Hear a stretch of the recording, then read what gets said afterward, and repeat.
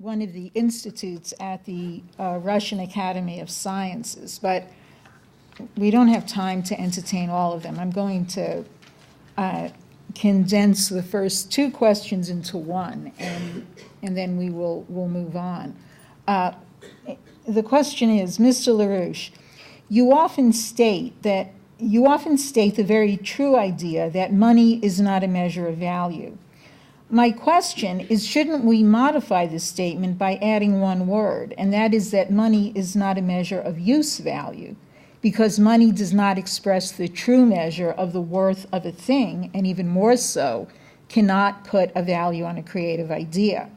It seems that money reflects only exchange value, but that it cannot express the quality of human labor or the quality of life.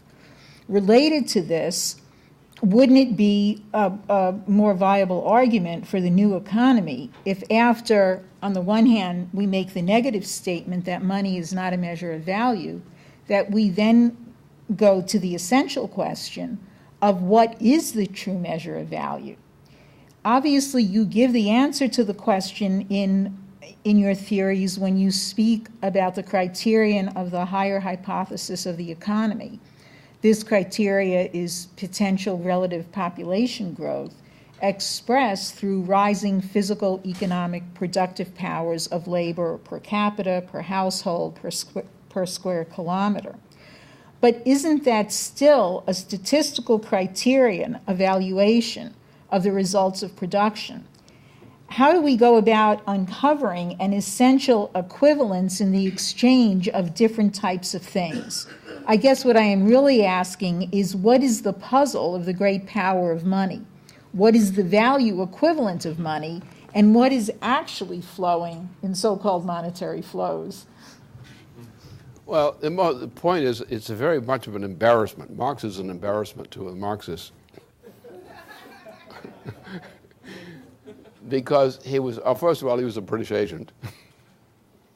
That was not so bad because he had his own other things. But the theory stunk. And the theory came actually from British liberalism, and it was actually created by a filthy character called Paolo Sarpi, who dates essentially from the late 15th century and comes into the 16th century. Or the 17th century. And Sarpi, it happened during the middle of the 15th century, 16th century.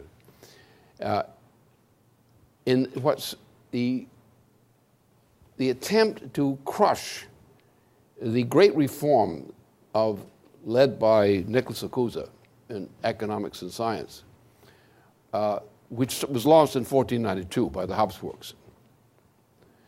And we took the form of religious warfare, which was organized by Venice through a person who was also a failed personality, Henry VIII, who was a degenerate.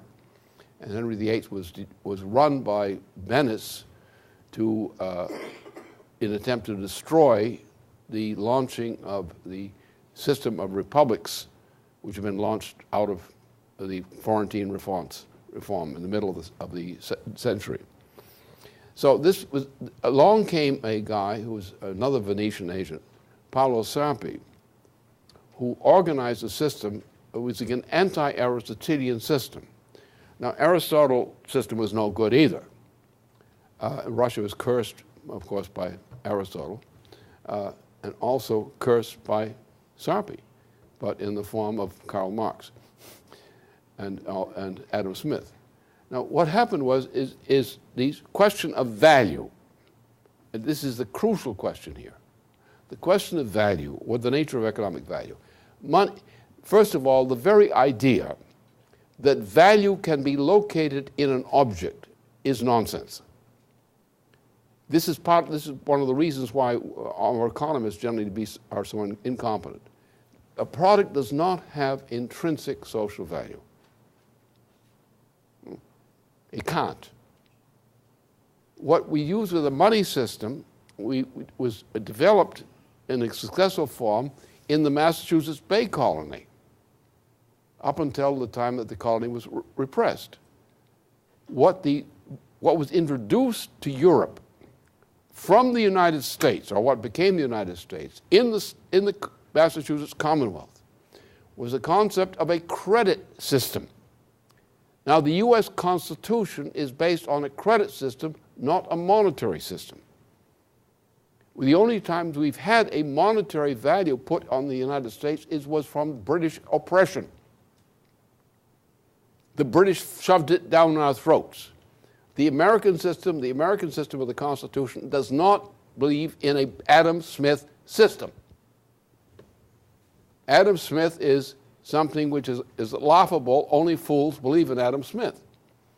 Only fools are taken in by the idea of use value and exchange value, because no product has an intrinsic value. I've already stated earlier here on the question that value is located how? Is located in the platform of development. Now, the platform of development is typified by, for example, the progress from transatlantic systems or maritime systems. Maritime systems are a higher level of culture.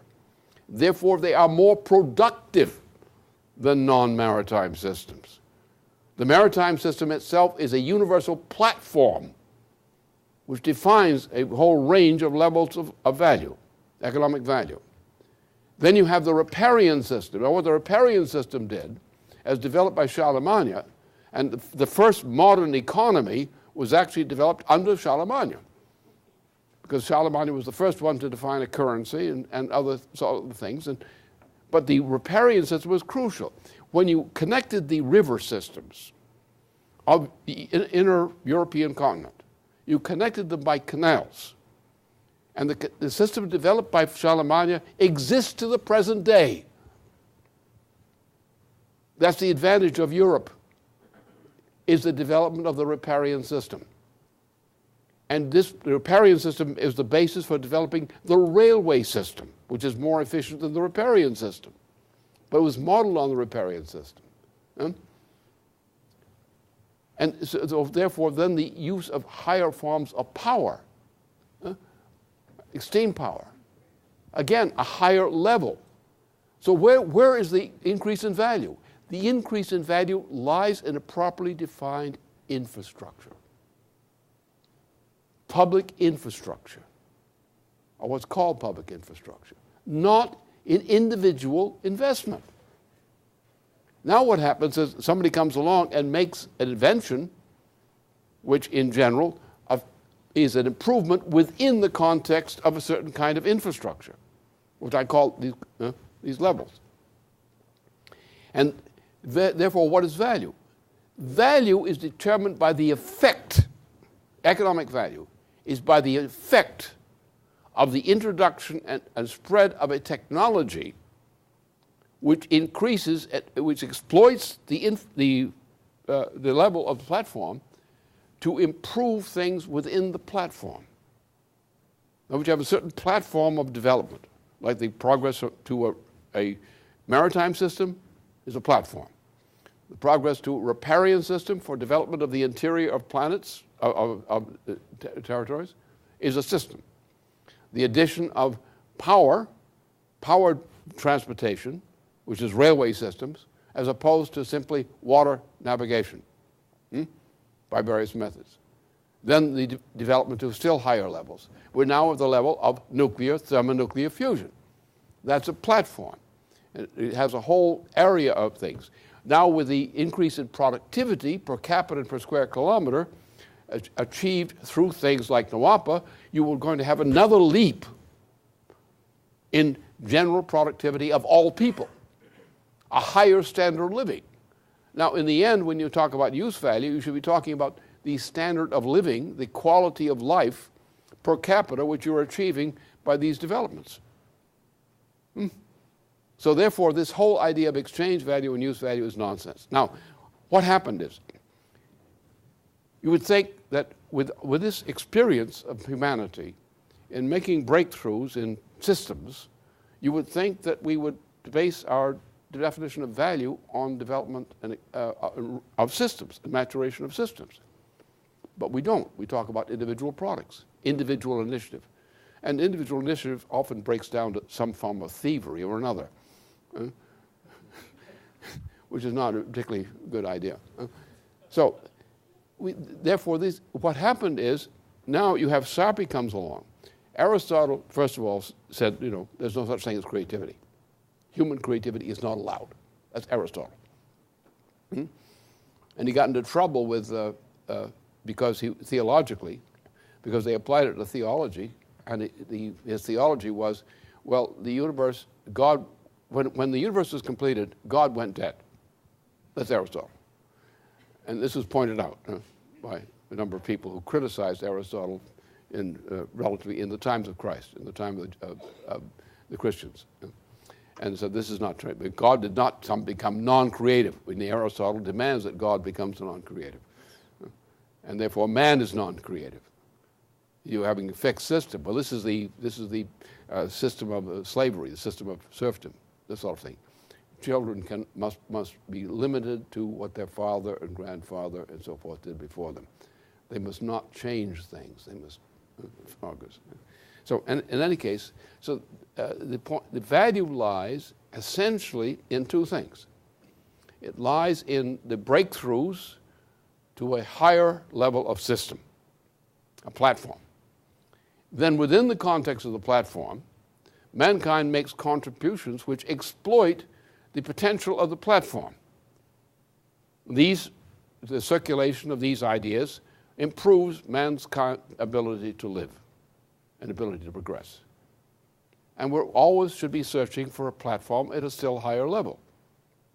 So therefore we then determine what is in terms of these platform, these values, how much must be given to each aspect of society, of the productive process.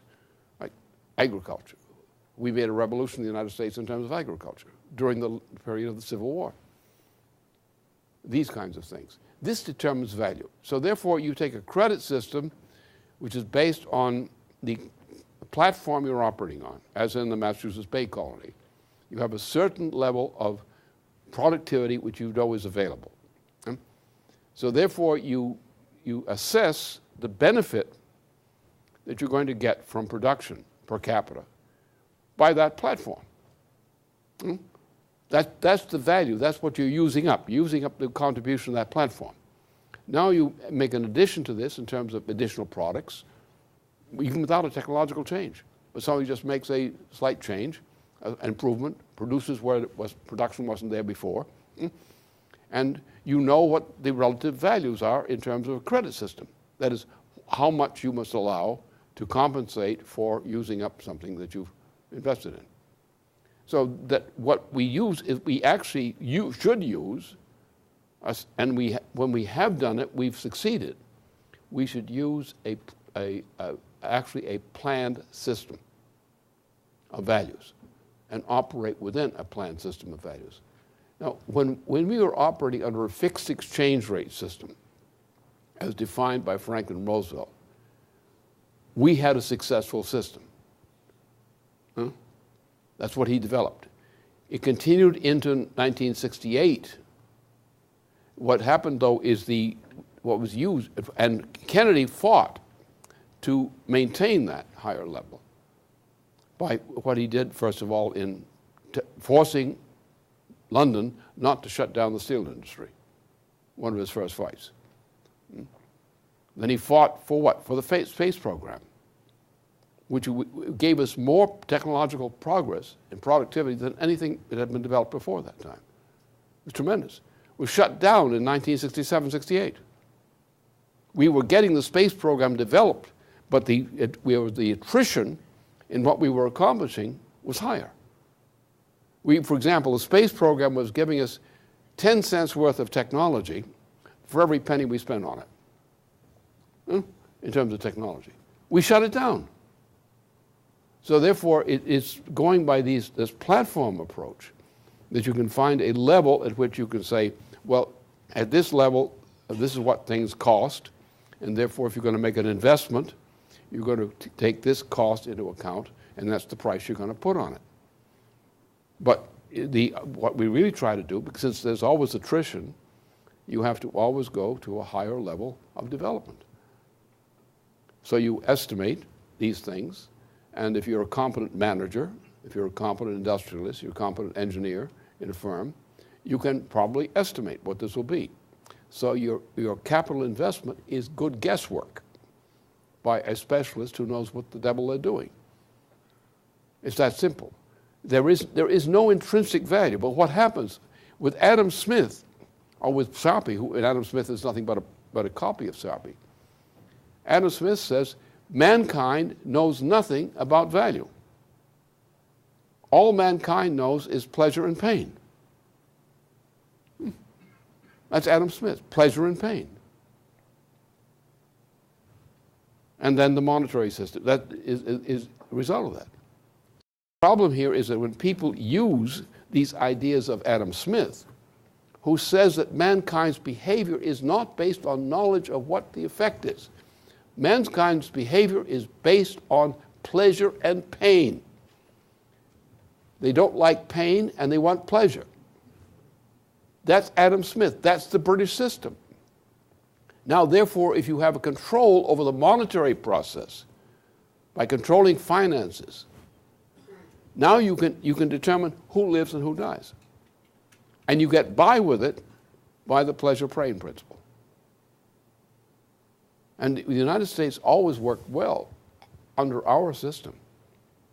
For example, we made a miracle in the Civil War in defeating the British who were trying to destroy us in launching of the Civil War. And then the British intervened with the corrupt people in their own ranks, like Wall Street types, and we shut it down. We shut it down in the beginning of the 1970s. We still survived. We produced miracles in production in terms of the early part of the 20th century, despite Teddy Roosevelt. And they shut that down in the 1920s, which caused the Great Depression. Roosevelt turned around and he launched it again, launched the process again, taking us up from the dirt, and we achieved miracles of production beyond anything humanity had ever seen before in history in that period. So the driver of economy is these great projects which are based on the concept of the scientific technological levels of platforms, which is generally basic economic infrastructure. Involves transportation systems, public systems as much as anything else. And then making improvements within the context of these platforms. You have a certain level of technologies available. You educate people to be able to work with that level of technology. They go to universities and other things, and they learn that technology. And you know they can produce something that you want, which is within the level of that technology. And then there's a slow increment, and then sometimes you get some revolutions coming along, and people quickly learn the revolution in technology. They apply it to something else, and your platform rises. The platform of performance rises. And that's the point. You have the problem in Russia today. The greatest problem I see in Russia today is the influence of the YASA. The YASA is nothing but British intelligence. It's Bertrand Russell, typical. YASA was created by Bertrand Russell. It was created out of the King's College section of the Cambridge University. And YASA is the same thing as British intelligence. No? It is British intelligence. And YASA agents are agents of British intelligence. I fought these guys back years ago. They're all British agents. Khrushchev was a British agent. You have a period, now you have this negotiation in Paris. It's set up. De Gaulle has invited Eisenhower, President Eisenhower. And they've invited Khrushchev to come to confer on a program which de Gaulle had called Europe from the Atlantic to the Urals. The idea of a peaceful cooperation. This idea of this peaceful cooperation came from Franklin Roosevelt and came from the agreement between Franklin Roosevelt and Stalin and some other people. This was destroyed by the British through Truman. So now, then Khrushchev, who's a British agent and known to be a British agent, and there are many suspicions about what his role was at certain points, it destroyed that with disruption. Khrushchev organized a conflict with the United States. Huh?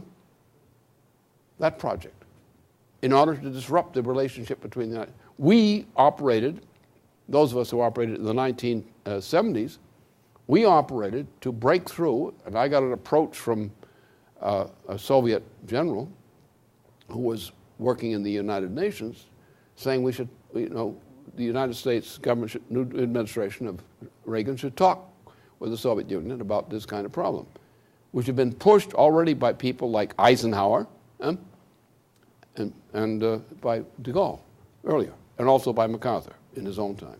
This kind of conception. That was disrupted. Again, what? Because on the Soviet side, you had British agents. And I know these guys. I knew them especially from the 1970s. The YASA, Luxembourg, Austria, is a chief paradigm channel for British intelligence to penetrate Russia and today. And those are the kinds of things you want to take into account. The problems we have are not simply spontaneous problems of economic systems. There's also a good deal of meddling from the top. And I was involved in the meddling myself from the other side.